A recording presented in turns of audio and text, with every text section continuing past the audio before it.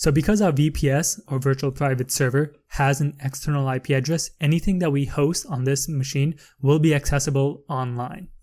So if we wanted to, we can start up a web server right now in one line.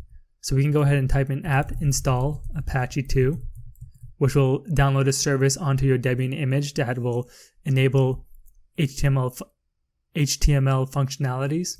So we can go ahead and type in clear. So the default folder we want to go to is cd var www html. And once we are here, we can see that there's a file called index.html. So if we were to go to this IP address, we don't have a domain name right now because this is just a single server given an IP address. We can go ahead and take this external IP address, the same one that we hosted Apache2 on, and we should type in, and once we type it into Google or any browser, we should get the default Apache2 Debian page.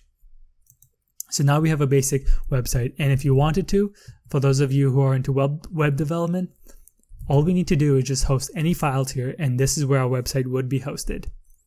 Thank you.